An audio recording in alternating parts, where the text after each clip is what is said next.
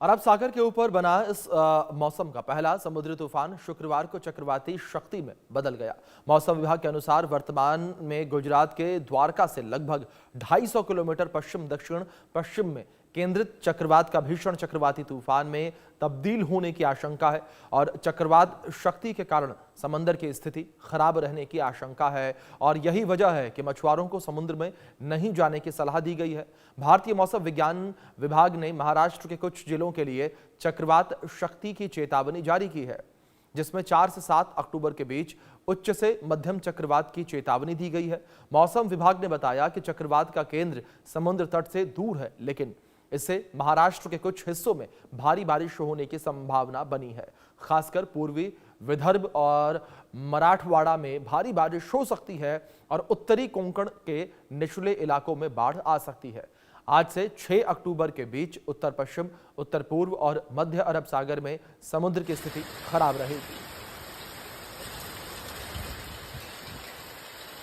भारत मौसम विज्ञान विभाग यानी कि आईएमडी ने चक्रवात शक्ति से संबंध में महत्वपूर्ण अपडेट जारी किए। आईएमडी के महानिदेशक डॉक्टर मृत्युंजय महापात्रा के अनुसार चक्रवात शक्ति वर्तमान में उत्तर पश्चिम अरब सागर और उसके आसपास केंद्रित है। ये धीरे धीरे कमजोर हो रहा है और पश्चिम दक्षिण पश्चिम दिशा में गति कर रहा है। उम्मीद है कि 8 तारीख तक ये अरब सागर में ही समाप्त हो जाएगा और भारतीय तट को पार नहीं करेगा।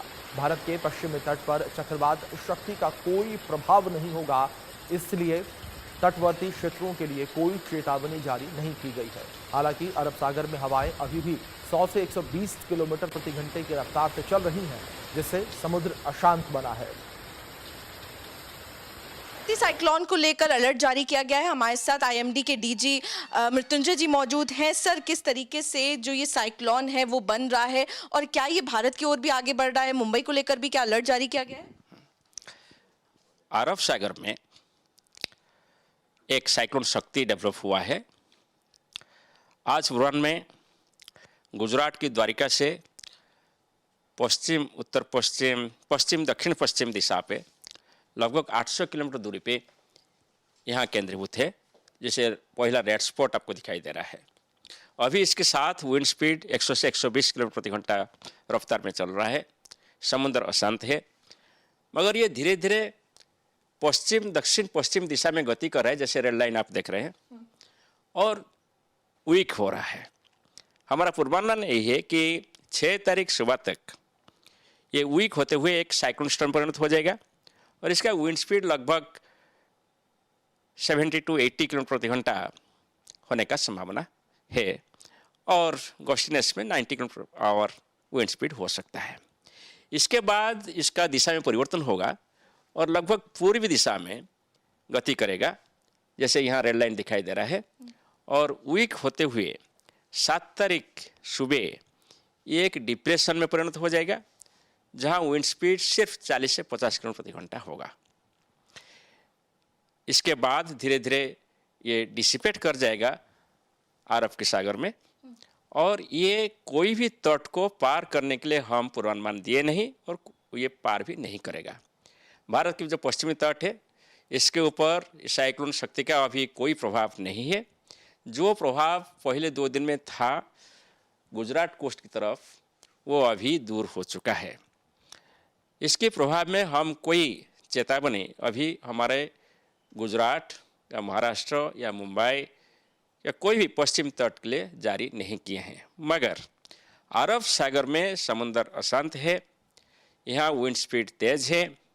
ऐसे विंड स्पीड 8 तारीख तक रहेगा, तो कोई भी मछुआरे फिशरमैन अरब सागर को, स्पेशली जो central part of Arabian sea, north west Arabian sea, west central Arabian sea को नहीं जाना चाहिए 8 तारीख तक। और जो शिपिंग एक्टिविटी है यहाँ, वो सभी रेगुलेटेड होना चाहिए। साइक्लोन के इलाके में complete suspension of shipping activity होना चाहिए। जो ऑफशोर इंडस्ट्रीज है वो रेगुलेट होना चाहिए, वो ध्यान में रहना चाहिए।